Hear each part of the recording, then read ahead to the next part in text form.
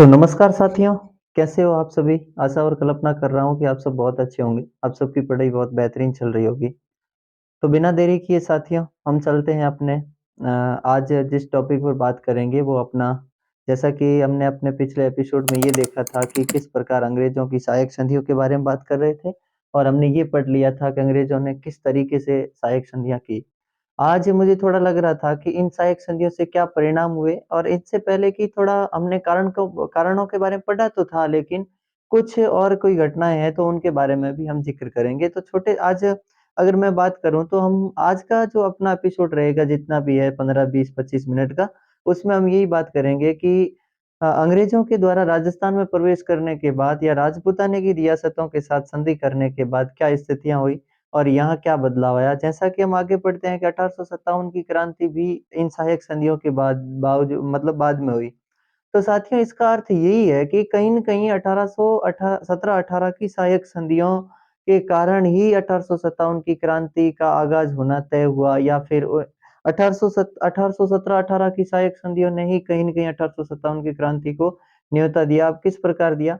अब साथियों हम ये तो नहीं कह सकते कि अगर इन संधियों के कारण ही क्रांति हुई, लेकिन उसके बावजूद भी कहीं न कहीं प्रत्यक्ष अपरोक्ष तौर पर क्रांति में इन संधियों का भी बहुत महत्वपूर्ण हाथ है क्योंकि कोई भी व्यक्ति होता है कि जैसे कि शुरुआत में आज भी हम देख लेते हैं कि जिस समय भी कोई भी हमारी बात को मनवाना हो तो हम सरकार को सबसे पहले ज्ञापन देते हैं। उसके बाद हम थोड़ा बहुत मतलब धरना प्रदर्शन करते हैं या फिर आंदोलन करते हैं।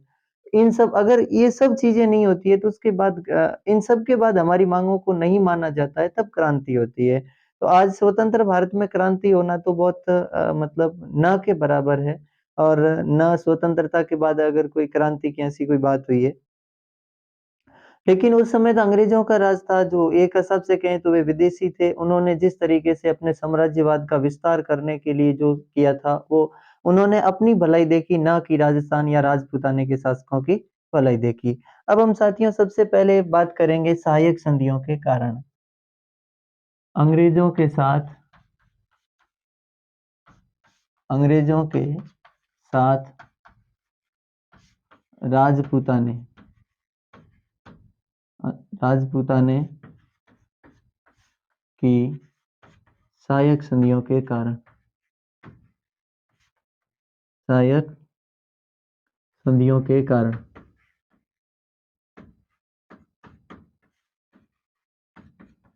सहायक संधियों के क्या साथियों? कारण। अब देखिए, तो अंग्रेज़ों के साथ राजपूताने की सहायक संधियों के कारण। अगर हम कारण की बात करें साथियों, तो अगर मोटे तरीके से मैं सबसे पहले बात कहूँ जैसे कि कर्नल टॉड है, कर्नल टॉड, एक अंग्रेज़ अधिकारी है जो विलियम बेंटिंग है।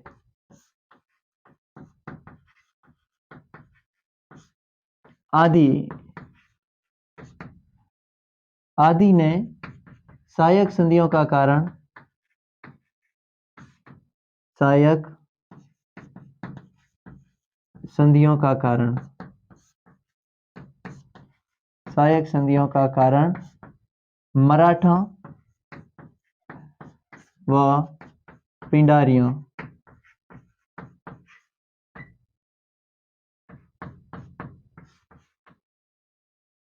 से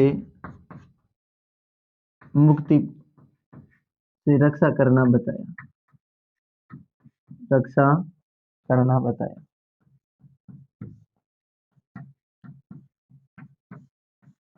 देखो साथियों, जो कर्नल टॉड है, विलियम बेंटिंग है, इनके साथ बहुत सारे अंग्रेज हैं। उन अंग्रेजों ने यही कहा कि भई सहायक संधि हम इसलिए कर रहे हैं आपके साथ और मराठों और पिंडारियों से आपकी क्या करेंगे, हम रक्षा करेंगे, सुरक्षा करेंगे। लेकिन इतना हम भी सोच सकते हैं कि साथियों अगर सामने वाले व्यक्ति को कोई फ़ायदा नहीं हो, तो कोई व्यक्ति ऐसा हो ही नहीं सकता और उसके बावजूद तो वे विदेशी थे, वे अंग्रेज थे। इससे पहले हम बाकी दक्षिण भारत पर या बंगाल पर है या बम्बई है, मुंबई है या फिर अन्य क्षेत्रों में संयुक्त प्रांत है, मध्य प्रांत है, उनमें अंग्रेज़ों का कब्ज़ा किस तरीके से बढ़ रहा था और उन्होंने लोगों के ऊपर किस तरीके से अत्याचार किए थे, ये भी राजस्थान वाले या तत्कालीन राजपूताने वाले लोग जानते थे।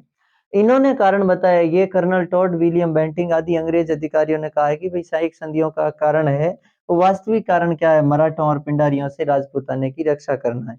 लेकिन साथियों अगर हम बात करें कि मराठा पिंडारियों से इनकी रक्षा की बात अंग्रेज कह रहे हैं, लेकिन जितने भाई कोटा को छोड़ के, कोटा है, जोधपुर है और उदयपुर, इन 3 रियासतों को छोड़ के बाकी जितनी भी रियासतें हैं, उनके साथ संधियां मतलब पिंडारियों के और इन मराठों के आत्मसमर्पण करने के बाद होती है। तो उसके बावजूद हम इसे ये स्वीकार नहीं कर सकते, लेकिन हम पूर्ण रूप से ये भी नहीं कह सकते कि ये कारण नहीं था। हाँ था, लेकिन फिर भी हम वास्तविक कारण नहीं बता सकते। और दूसरी चीज है कि और जैसा कि ये है कि दूसरा कारण है सामंतों से सामंतों के भय से मुक्ति, भय से मुक्ति। वास्तविक कारण, वस्तुतः वास्तविक कारण यही है कि सामंतों के भय से क्या है, मुक्ति। अब साथियों मैं आपको थोड़ी सी बात बताता हूँ। जैसा कि ज्यों ही मुगल आए 1526 में हिंदुस्तान में, और मुगल आने के बाद 1500 से मतलब हम ये देखते हैं कि 1556 में अकबर बैरम खां के संरक्षक के तौर पर हिंदुस्तान की बादशाह या मतलब बादशाह उसके हाथ में होती है, अकबर के साथ। और 1870 तक हम देखते हैं कि वो नागौर दरबार भी बुलाता है और उसके साथ बहुत सारे राजपूताने की रियासतों के साथ क्या कर लेता है, संधियां कर लेता है। तो अब मुगल राजपूताने की रियासतों के साथ संधियां करता है, इसका मतलब है कि राजपूताने में मुगल प्रभाव धीरे धीरे बढ़ रहा है। और पहले क्या होता था कि राजा को सामंतों की बहुत ज्यादा आवश्यकता होती थी। जिस समय भी युद्ध हो उस समय सामंत सेना लेकर राजा के पास आते थे, सामंत टैक्स देते थे, राजा को कर देते। अब राजा एक जगह से तो कैसे संभाले सभी, जैसा कि आज हम देख सकते हैं, आज हम बात कर सकते हैं कि एक मुख्यमंत्री है तो मुख्यमंत्री के नीचे भी उनके अलग-अलग मंत्री है, तो वे केवल मंत्री ही नहीं है, उसके बाद भी तो प्रत्येक अलग-अलग विधानसभा क्षेत्र से विधायक है, वहीं लोकसभा क्षेत्र से या लोकसभा के संसदीय क्षेत्रों से अलग-अलग सांसद है, प्रधानमंत्री देश का अलग है। प्रधानमंत्री मंत्री अकेला तो काम कर नहीं सकता, इसीलिए उसके मंत्रिमंडल भी है। और मंत्रिमंडल के अलावा भी वो क्या करता है, प्रत्येक संसदीय क्षेत्र की जानकारी के लिए प्रत्येक संसदीय क्षेत्र का एक क्या है, सांसद है। और वे सांसद भी ऐसा नहीं है केवल सांसद ही है, उनके नीचे भी तो बहुत सारी छोटी-छोटी इकाइयाँ हैं। उसी प्रकार ये क्या करते हैं, हम यहाँ केवल और केवल हम ये समझने के लिए ये बात कर सकते हैं कि एक प्रधानमंत्री जो एक राजा की भूमिका निभा रहा है यहाँ पे, और दूसरे जो सांसद है वो सामंतों की भूमिका निभा रहे हैं। तो इनसे इनसे पहले क्या था कि ये सामंत वगैरह थे, ये राजाओं को क्या देते थे, सैनिक सहायता भी देते थे, इसके साथ इनको टैक्स भी देते, कर भी देते, और यहाँ तक कि राजा को सलाह भी देते थे, ये सलाहकार के तौर पर भी बात करते थे। लेकिन मुगल आने के बाद धीरे-धीरे इन सामंतों का प्रभाव कम होने लगा। लेकिन इतना भी हम जानते हैं कि 1707 में औरंगजेब की मृत्यु के बाद तो मुगल दबाव धीरे-धीरे कम होता गया इन राजाओं पर, और ज्यों ही इन राजाओं पर मुगल दबाव कम होता गया, तो सामंतों ने अपना स्वतंत्रता को प्राप्त करने के लिए, अपने पहले वाली स्थिति को सुदृढ़ या मजबूत करने के लिए उन्होंने प्रयास किया। तो इससे भी भय था। तो इसीलिए कि मतलब अपने एम.एस. जैन नाम करके एक कवि है, मतलब राइटर है, लेखक है, इतिहासकार है। उन्होंने लिखा है कि राजपूताने के शासकों को अपनी गद्दी बचाने के लिए सामंतों का सबसे ज्यादा भय था, और इसीलिए उन्होंने अंग्रेजों के साथ क्या की, संधियां करने का मतलब एक अच्छा उदाहरण ढूंढा या मौका ढूंढा। तो ये है कि सामंतों के साथ भय से मुक्ति। दूसरा कारण तो ये है। और इसके साथ ही साथियों अब एक और इसमें ही एक बात करें हम, तो एक युद्ध हुआ था, उस वो युद्ध होता है अपने 1769 में। 1769 का एक युद्ध है, और उस युद्ध में सामंत क्या करते हैं कि इतने शक्तिशाली हो जाते हैं कि जो स्वयं महाराजा है या राणा है या महाराणा है, उनके विरुद्ध भी क्या करते हैं कि अपनी सैनिक कार्रवाई करते हैं। जैसे कि जोधपुर के तत्कालीन महाराजा जिनका नाम विजय सिंह, उनके विरुद्ध भी उनके सामंतों ने कदम उठाए। और यहाँ तक कि या अगर एक और बात करें हम, तो मेवाड़ के महाराणा थे अरि सिंह। तो अरि सिंह के सामंतों ने अरि सिंह के खिलाफ महादजी सिंधिया की सेना का साथ देकर क्या किया कि महाराणा की सेना से युद्ध किया। तो इन परिस्थितियों से बचने के लिए, ऐसी स्थितियों से अपने राज्यों की, अपने रियासतों की रक्षा करने के लिए इन्होंने क्या किया, मतलब अंग्रेज जो अपने राजपूत जो रियासतों के राणा थे या राजा थे या लोग थे, इन्होंने अंग्रेजों के साथ संधि करना मतलब अच्छा समझा या ठीक समझा। और तीसरा कारण ये भी हो सकता है साथियों कि अगर ये इसके साथ यही बात बता रहा हूं कि कर्नल टॉड है, ये बताते हैं मराठा और पिंडारियों से रक्षा। तो मराठे और पिंडारी यहाँ आते, लूट माल करते और खिराज प्राप्त करते। खिराज के अलावा उन्होंने इतना मतलब ज़्यादा यहाँ हस्तक्षेप नहीं किया था। वे जहाँ उनको खिराज नहीं दिया जाता या खिराज देने में मतलब अक्षम होते हुए या समय पर नहीं चुकाते, तो उस समय वे लोग क्या करते कि इनके ऊपर वहाँ आते, लूट-मार करते, किसी भी क्षेत्र को अपने अधीन कर लेते, वहाँ से चौथ वसूलते, वहाँ से खुद कर लेते या राजा के ऊपर या महाराजा के ऊपर या जो भी है महाराव है, महाराणा उनके ऊपर दबाव डालते। ये मतलब मराठा कब करते कि या जिस समय वे समय पर खिराज नहीं लौटा पाते। तो लेकिन यहाँ तो हम देखते हैं कि अंग्रेजों के आने के बावजूद अंग्रेजों के साथ संधियाँ की, तो संधियों में ये शर्त लिखी थी कि जो खिराज आपको जो खिराज आप मराठों को दे रहे थे, वो अब अंग्रेजों को देंगे और इन्होंने स्वीकार भी किया था कि हम अंग्रेजों को खिराज देंगे। तो इन सब कारणों से हम कह सकते हैं कि केवल मराठों और पिंडारियों से रक्षा करना तो रक्षा के कारण तो संधि नहीं हुई और संधि सामंतों के स्पष्ट अगर वस्तुतः हम अच्छा सबसे बेस्ट कारण ढूंढे तो बेस्ट कारण यही है कि सामंतों से भय से मुक्ति थी। और तीसरा क्या है कि अंग्रेज कारण तो ये भी तो हो सकता है कि अंग्रेजों की साम्राज्यवादी नीति, अंग्रेजों की साम्राज्यवादी नीति,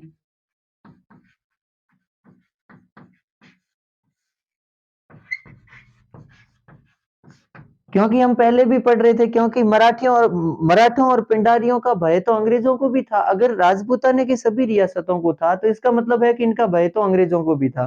तो अंग्रेजों ने भी सोचा कि हम राजपूताने के साथ क्या कर लें, संधि कर लें, जिससे कि राजपूत राजा जितने भी है वो हमारे साथ आ जाएंगे और इससे हम सब मिलकर क्या करेंगे, इन पिंडारियों और किसको दबाएंगे, मतलब मराठों को दबा देंगे, जिससे कि उनके भी एक छत्र राज्य स्थापित हो जाएगा। और जैसे कि तो लॉर्ड हेस्टिंग्स तो यही चाहता था कि कंपनी का एक छत्र राज हो, मतलब पूरे हिंदुस्तान पर किसका हो, कंपनी का राज। तो कहीं न कहीं अंग्रेजों की साम्राज्यवादी नीति भी थी जो ये कारण मतलब कर रही थी कि ये प्रयास कर रही थी। बाकी हम ये भी तो जानते हैं कि लॉर्ड हेस्टिंग्स से पहले भी तो जैसे कि बार्लो आया, कल हमने पढ़ा, और बार्लो से पहले मतलब अपने कॉर्नवालिस आया, तो कॉर्नवालिस तो ये चाहता ही नहीं था कि देशी रियासतों के साथ संधि करे। उसके बाद बार्लो ने भी जयपुर के साथ, हम पढ़ रहे थे कि दिसंबर 1803 में अपने जयपुर के साथ संधि हो रखी थी, उसके बावजूद भी जयपुर की संधि को उन्होंने समाप्त कर दिया और केवल भरतपुर और अलवर की संधियों को निश्चित रखा और बाकी सभी संधियां क्या कर दी गई, समाप्त कर दी गई। तो कहीं न कहीं लॉर्ड हेस्टिंग्स की साम्राज्यवादी नीति भी थी जिसके कारण सहायक संधियों को राजस्थान में राजपूताने की रियासतों के साथ क्या हुई, सहायक संधियां हुई। तो ये तो साथियों है कारण। एक छोटी सी अगर और हम बात करें तो इन कारणों हम ये भी जान पाएंगे कि जो 1769 है, 1769 में एक युद्ध हुआ। इस युद्ध का नाम है कि साथियों की शिप्रा का युद्ध। किसका युद्ध है? शिप्रा का युद्ध।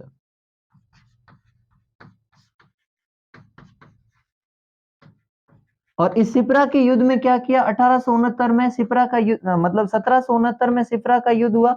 और इस सिपरा के युद्ध में अरि सिंह के मतलब मेवाड़ के सामंतों ने महाराणा अरि सिंह के विरुद्ध महादजी सिंधिया का साथ दिया, जैसा कि मैंने पहले बताया, और महाराणा की सेना के खिलाफ भी क्या किया, इन्होंने युद्ध किया। तो खैर, तो इन सभी परिस्थितियों के कारण राजपूताने के साथ सहायक संधियां हुई। हो सकता है कि मैं ये भी मान पा रहा हूँ कि छोटी परीक्षाओं में या प्रतियोगी परीक्षाओं जैसे कांस्टेबल वगैरह है, थर्ड ग्रेड शिक्षक भर्ती परीक्षा वगैरह है या सेकंड ग्रेड है, इनमें तो हो सकता है सेकंड ग्रेड में पूछ ले, क्योंकि अब की बार तथ्यात्मक के सवाल कम थे और भावात्मक सवाल थोड़े से ज्यादा थे, तो हो सकता है कि ऐसे पूछ लें कि भाई ये कारण है। लेकिन अगर कोई भी साथी है कि आरएस की तैयारी कर रहा है या प्रशासनिक सेवा या सिविल की तैयारी कर रहा है, तो उनके लिए ये सबसे महत्वपूर्ण है कि इनके कारण क्या है और इन कारणों को समझने का प्रयास भी करना चाहिए और उनके बाद में क्या-क्या परिणाम पैदा हुए, उनको भी देखने का प्रयास करना चाहिए। अब कारण के बाद है, अब साथियों परिणाम। तो इन कारणों से तो क्या कर लिया, अंग्रेजों के साथ संधियां कर ली। अब उसके बाद है अपने परिणाम क्या हुए अंग्रेजों के, मतलब इस सहायक संधियों के परिणाम।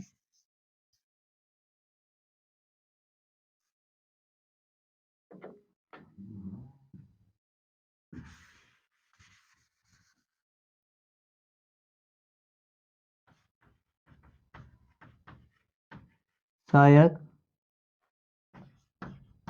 संधियों के परिणाम।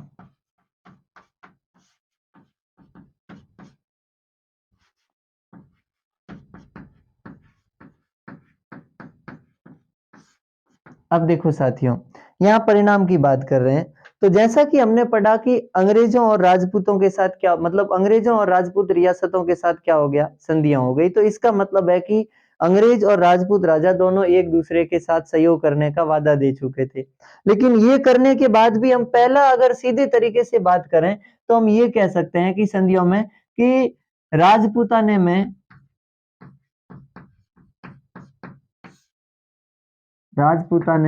में अंग्रेजी प्रभुत्व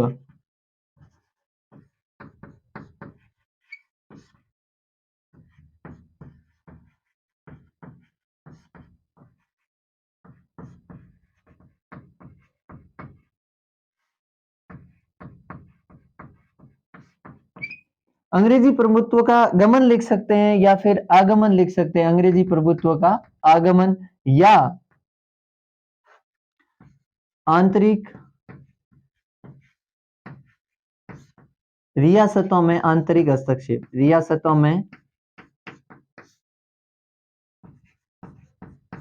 आंतरिक हस्तक्षेप। हम 3-4 ऐसे पॉइंटों के बारे में बात करेंगे, लेकिन सबसे पहली बात करें कि राजपूताने में अंग्रेजी प्रभुत्व का आगमन में रियासतों में आंतरिक हस्तक्षेप। अब जैसा कि साथियों हम देख रहे थे कि ये इनको किस लिए कारण भी पहले वो सामंतों के भाई के कारण ही तो संधियां हुई कहीं न कहीं। तो इनको ये ज्यों ही राजस्थान में प्रवेश कर रहे हैं, ये राजपूत रियासतों के साथ संधियां करके राजपूताने में आए। तो इन्होंने क्या किया कि शुरुआत में तो अपने संधियों थोड़े समय के लिए तो एक मतलब 2-3 महीने, 4 महीने या 1 वर्ष तक तो इन्होंने ठीक तरीके से अपना काम किया, 2 वर्ष तक ठीक तरीके से काम किया और जैसा कि कहा गया वैसा इन्होंने अपना वादा भी निभाया। जैसे कि हम बीकानेर की बात करें तो बीकानेर रियासत में जब तक बीकानेर के शासक सूरत सिंह थे, तब तक तो उन्होंने मतलब वहां के सामंतों का जो विद्रोह था उस विद्रोह को भी दबाया। लेकिन ज्यों ही सामंत सिंह के मरने के बाद उनका पुत्र जिस समय आगे बीकानेर का शासक बना, तो उन्होंने बार बार अंग्रेजों को कहा कि हमारे राज्य में अराजकता फैल रही है, अव्यवस्था फैला रहे हैं सामंत और आप हमारा सहयोग करो। लेकिन अंग्रेजों ने उनकी बातों की ओर ध्यान ही नहीं दिया। क्यों नहीं दिया? क्योंकि बीकानेर से अंग्रेजों को खिराज प्राप्त नहीं था। तो एक कारण ये भी तो हो सकता है कि भाई अंग्रेजों ने शुरुआत में तो ठीक तरीके से अपनी संधि की शर्तें रखी, लेकिन धीरे धीरे उन संधियों की शर्तों को अंग्रेजों ने मानना इनकार कर दिया, अंग्रेजों ने अपना प्रभुत्व बढ़ा लिया। अब आंतरिक हस्तक्षेप की बात करें तो सबसे पहले हम बात कर सकते हैं कि अंग्रेजों ने 1832 में लॉर्ड बेंटिंग और लॉर्ड बेंटिंग कौन है? ये वाइसराय तथा 1870 में लॉर्ड मेयो।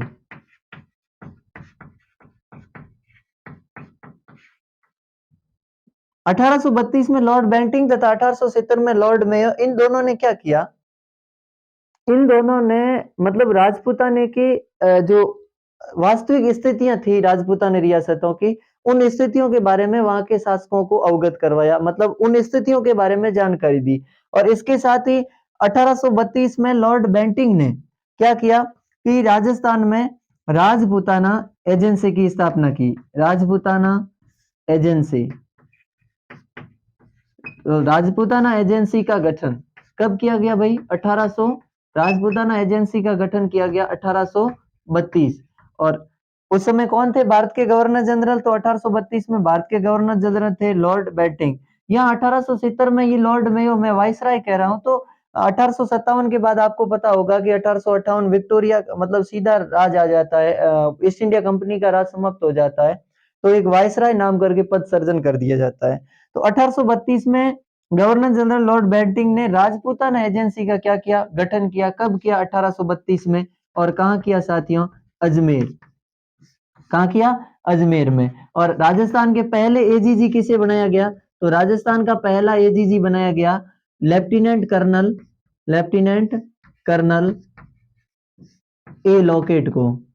किसे बनाया गया? लेफ्टिनेंट कर्नल ए लॉकेट को। याद रखना साथियों, ये लेफ्टिनेंट कर्नल ए लॉकेट ये कहाँ के थे?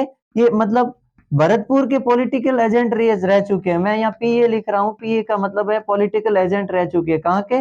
भरतपुर के। कब रह चुके हैं? 1826। अब एक और बात बता रहा हूं मैं आंतरिक राज्य के हस्तक्षेप की। 1826 में क्या हुआ? अंग्रेजों ने भरतपुर के शासक का नाम तो ये थोड़ा सा ध्यान रखना। 1826 में भरतपुर का वहां का शासक था वो, जिसका नाम था दुर्जनशाल। क्या नाम था साथियों? दुर्जनशाल। इन्होंने क्या किया 1826 में, 1 अक्टूबर की घटना है, 1 अक्टूबर 1800 मतलब 18 माफ कीजिए 1826 की घटना है। और 1826 में दुर्जन साल से क्या किया, युद्ध किया अंग्रेजों ने और इसे युद्ध में परास्त कर दिया। और भरतपुर पर अंग्रेजों ने अपना क्या कर लिया, अधिकार कर लिया।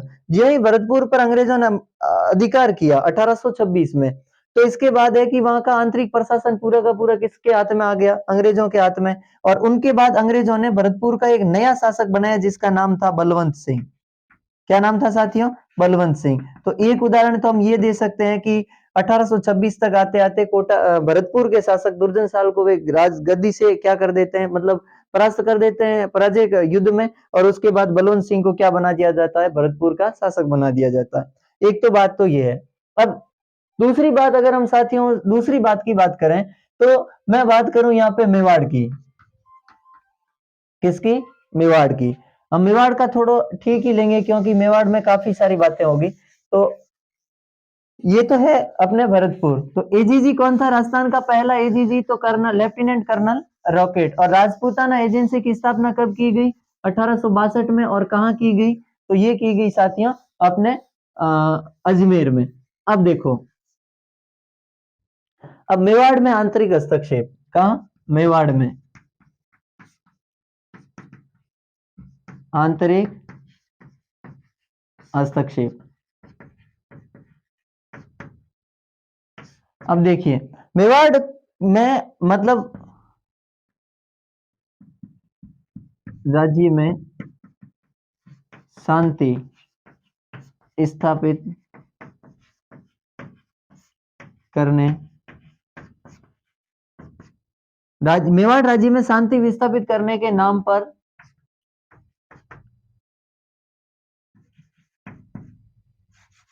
कर्नल टॉड द्वारा हस्तक्षेप।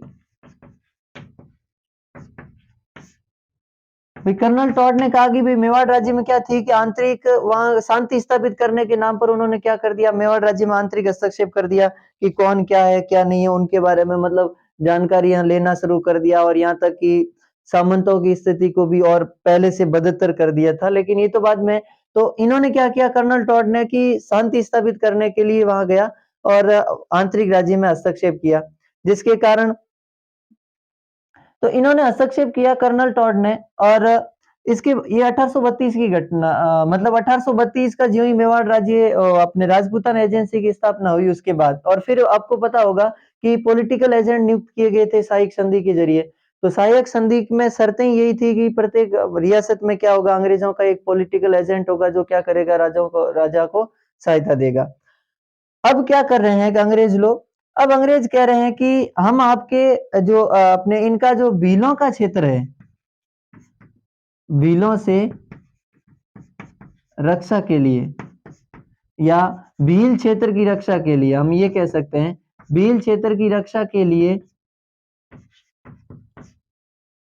के लिए मेवाड़ भील कोर की स्थापना की। मेवाड़ भील कोर की स्थापना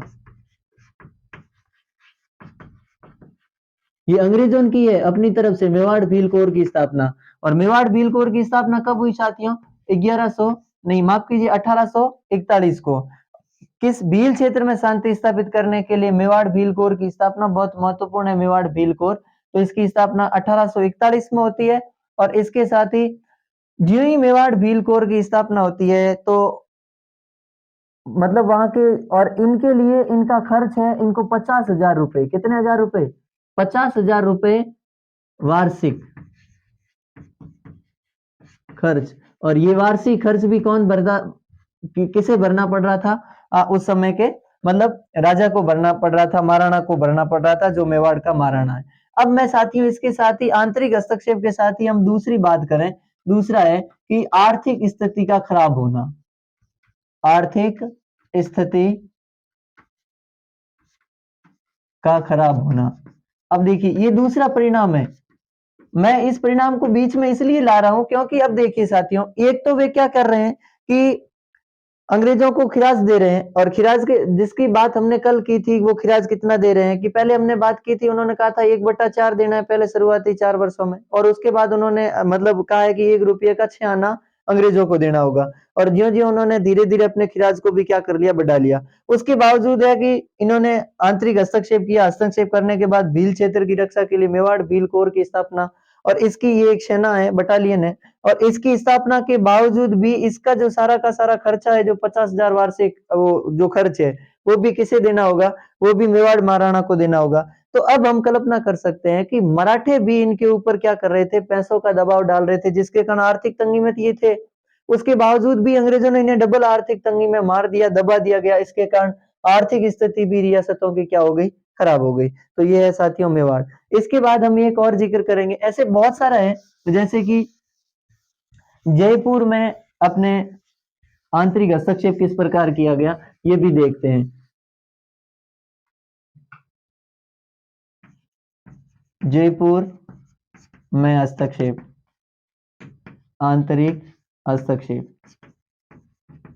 अब देखिए साथियों, जयपुर में आंतरिक हस्तक्षेप किस तरीके से किया गया, तो इसमें एक महत्वपूर्ण चीज याद रखनी है। जयपुर की महारानी, जयपुर की राजमाता कह दें, राजमाता, या फिर हम ये भी कह सकते हैं भटियाणी रानी, भटियाणी रानी। और ये किसकी माता है, स्वयं जय सिंह तृतीय की माता, जय सिंह तृतीय की माता।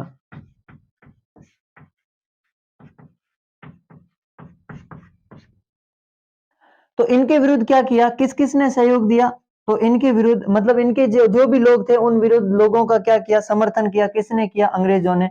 एक तो ऑक्टरलॉनी, मेजर ऑक्टरलॉनी, इसके साथ ही कैप्टन स्टुअर्ट,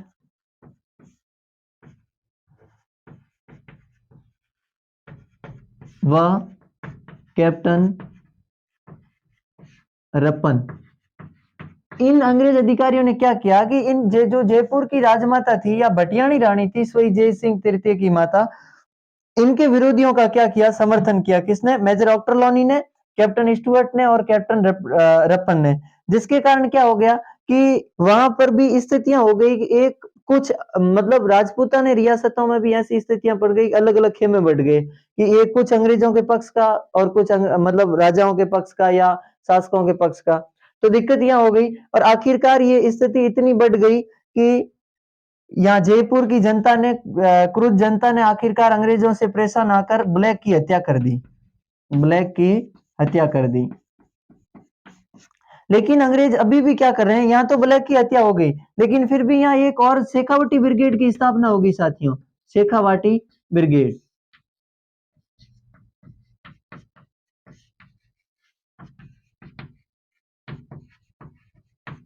शेखावटी ब्रिगेड की स्थापना।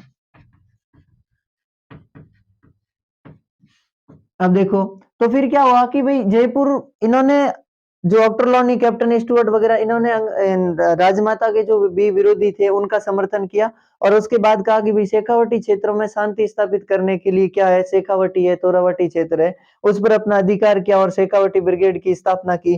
कब की साथियों, तो शेखावटी ब्रिगेड की स्थापना होती है 1834 में। 1834 में शेखावटी ब्रिगेड की स्थापना की, और इसके बाद 1835 में ये कहा गया कि 22,000 तो बीकानेर रियासत वाले देंगे लोग, मतलब इन्हें, इनका भी तो खर्चा भरना था, तो 22,000 तो बीकानेर वाले देंगे, और बाकी शेष जो है वो कौन देंगे, जयपुर वाले देंगे। लेकिन जयपुर के तत्कालीन महाराजा के पास मतलब उन्होंने तुरंत ये निर्णय नहीं लिया, तो इसके कारण क्या किया कि उन्होंने जो सांबर का क्षेत्र था, उस सांबर के क्षेत्र पर अंग्रेजों ने अपना क्या कर दिया, आधिपत्य स्थापित कर दिया, और जिसके कारण भी इनके मध्य विरोध हो गया। तो इस तरीके से भी हम कह सकते हैं कि जयपुर में भी इन्होंने हस्तक्षेप किया।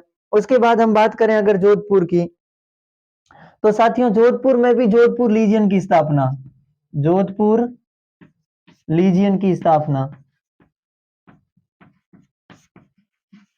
और जोधपुर लीजियन की स्थापना जोधपुर में ये कब की गई, जोधपुर लीजियन की स्थापना की गई साथियों 1835 में। अब मैं एक और चीज बताऊं साथियों आपको कि जोधपुर लीजियन की स्थापना की गई, जोधपुर लीजियन की स्थापना कैसे हुई कि 1832 में मतलब अजमेर में दरबार लगाया था किसने? अजमेर में दरबार लगाया था तत्कालीन गवर्नर जनरल जिनका नाम है लॉर्ड विलियम बेंटिंग, उसने। और उसमें तत्कालीन जोधपुर के राजा मान सिंह ने भाग नहीं लिया था। वे इतने अंग्रेजों से क्रुद्ध थे क्योंकि वे नहीं चाहते थे कि अंग्रेजों के साथ संधि हो। लेकिन याद रखना कि जिस समय सहायक संधि जोधपुर के साथ हो रही थी, युवराज छत्र सिंह ने संधि पर हस्ताक्षर किए थे राजा की और महाराजा की ओर से।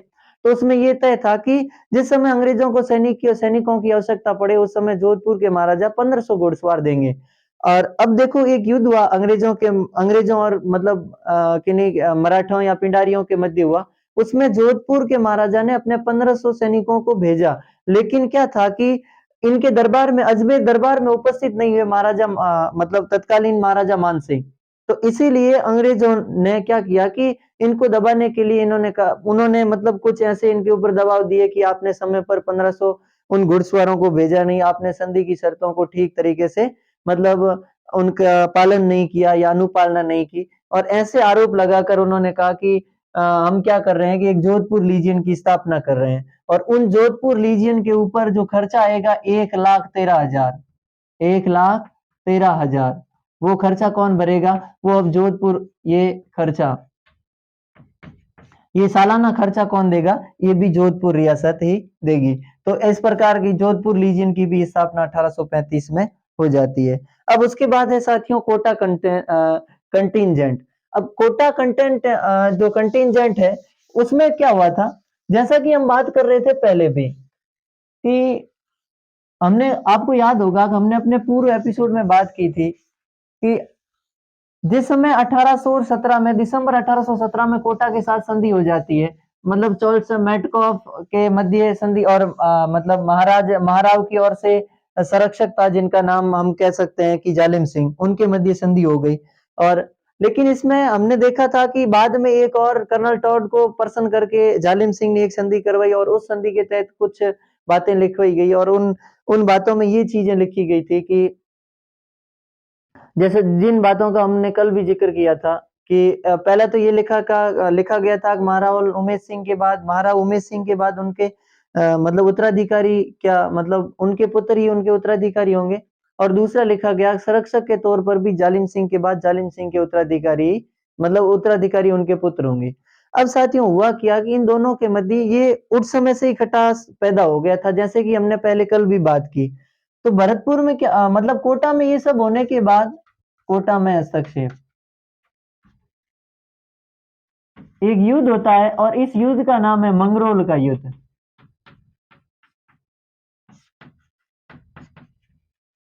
ये मंगरोल का युद्ध कब होता है साथियों? ये 1821 में होता है।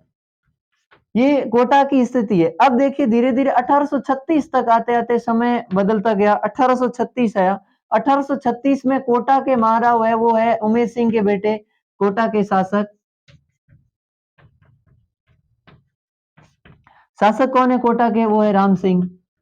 और राम सिंह कौन है? उमेश सिंह के बेटे हैं। और दूसरी और इधर कौन है मतलब अपने संरक्षक के तौर पर तो संरक्षक के तौर पर है अपने जालिम सिंह के बेटे जिनका नाम है संरक्षक है वो है मदन सिंह। ये मदन सिंह वही है कि जो 1838 में क्या बनता है मतलब झालावाड़ का राजा बनता है।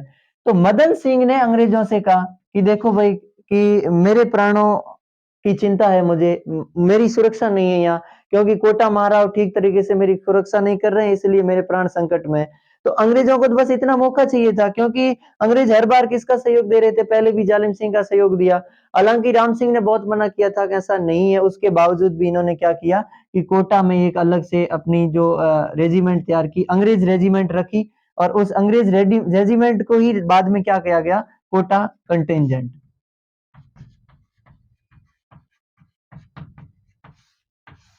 कोटा कंटिंजेंट। और ये कब? 1836 में इसकी स्थापना कर दी गई। किसके कहने पर? मदन सिंह के कहने पर।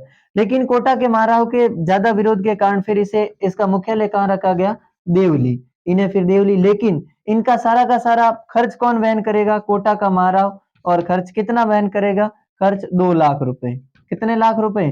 2 लाख रुपए कोटा का महाराव इनका क्या करेगा? कोटा कंटिंजेंट का भी खर्च वहन करेगा। इस प्रकार धीरे धीरे उन्होंने क्या किया? आंतरिक हस्तक्षेप करना शुरू कर दिया। अगर मैं बात करूं तो करौली, तो साथियों करौली में 1852 तक आते-आते करौली के शासक को वहां से मतलब पदच्युत कर दिया, हटा दिया किन्होंने, अंग्रेजों ने। और करौली को वहां बोर्ड ऑफ जो भी है उनका, तो उन्हें कहा गया कि हम इनको क्या करें कि करौली को अंग्रेजी रियासत में मतलब अंग्रेजी राज्यों में मिला दे। लेकिन फिर उनके मना करने के बावजूद फिर करौली का अगला शासक है वो नियुक्त किया गया। और 1854 में, कब वापस 1854, 1852 के बाद लगातार करौली अंग्रेजों के पास ही रही। अगर उस समय ये वो उनका जो बोर्ड और जो भी है मतलब उनका एक ऐसी कमिटी है, वो कमिटी ये निर्णय लेती थी कि ये करना है या नहीं करना है। तो अगर उस समय वो स्वीकार कर लेता कि करौली को अंग्रेजी राज्य में सम्मिलित किया जाए, तो मेरे ख्याल से राजस्थान की एकमात्र ऐसी रियासत होती करौली जो अंग्रेजी रियासत में, अंग्रेजी राज्यों में चली जाती, जिसे ब्रिटिश भारत कह सकते हैं रियासतों के तौर पर। तो अब तो हम रियासतों की बात कर रहे हैं, तो ये चीज है कि 1852 में ऐसा हुआ। फिर 1854 में इन्होंने क्या कर दिया कि वापस करौली में राजा नियुक्त कर दिया गया। तो इस तरीके से इन्होंने क्या किया, एक ही राज्य में नहीं, प्रत्येक राज्य में। अब हम अगली बात करें सिरोही की।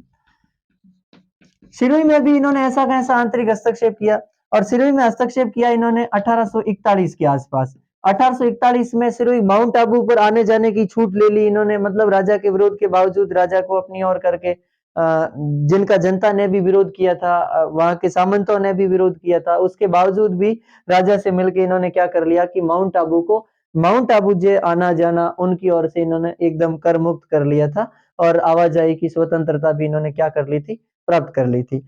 अब साथियों धीरे-धीरे इन्होंने 1845 तक आते-आते माउंट आबू में एक सैनिटोरियम भी बना दिया था। क्या बना दिया था 1845 में आते-आते? सैनिटोरियम। कहाँ बनाया? सिरोही में। क्योंकि माउंट आबू पर आने जाने की इन्हें बेरोक-टोक हो गई, अब कोई नहीं रोकेगा इन्हें। दूसरी ओर सैनिटोरियम का भी निर्माण कर लिया 1844-45 में। तो इसीलिए साथियों याद रखना कि 1845 में आते-आते इन्होंने एजीजी का मुख्यालय भी कहाँ स्थापित कर दिया? एजीजी का मुख्यालय। तो एजीजी का मुख्यालय 1845 में वहां से कहां लेकर आ गए? 1845 एजीजी का मुख्यालय कहां पे? माउंट आबू पे।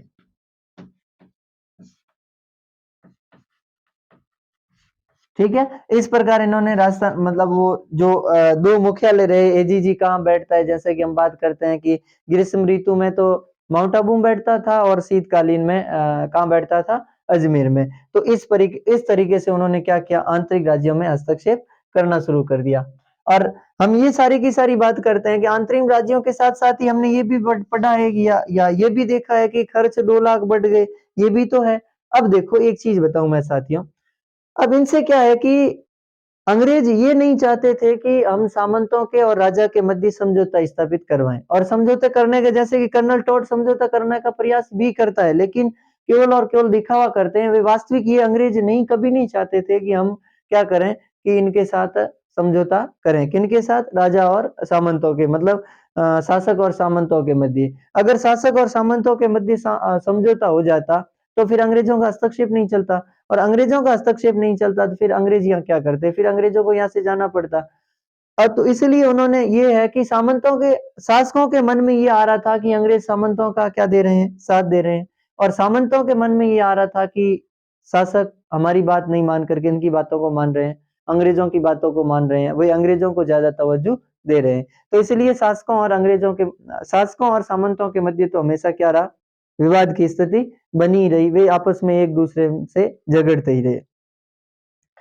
तो ये आर्थिक कारण है, और इसके साथ ही जो सामंतों की स्थिति है वो और कमजोर होती गई। अब कैसे होती गई? देखो पहले क्या होता था, जब भी युद्ध होता था सामंत क्या करते थे, वहां जाते राजा को सलाह देते, और राजा को अपनी सेना भी देते, और कहते कि भाई, और इसके साथ ही अगर स्थितियां खराब होती तो ज्यादा कर भी वसूल करके किसको देते? राजा को। लेकिन अब वो भी स्थितियां नहीं रही है, क्योंकि अब अंग्रेजों की सेना, हम इतनी सेनाओं के बारे में पढ़ रहे हैं, कोटा कंटिंजेंटमेंट है, मेवाड़ भील कोर है, या जोधपुर लीजियन है, या एक मतलब और है अपने मेरवाड़ा बटालियन, ये भी याद कर लेना। अजमेर के आसपास मेरवाड़ा बटालियन की स्थापना तो पहले कर ली थी साथियों।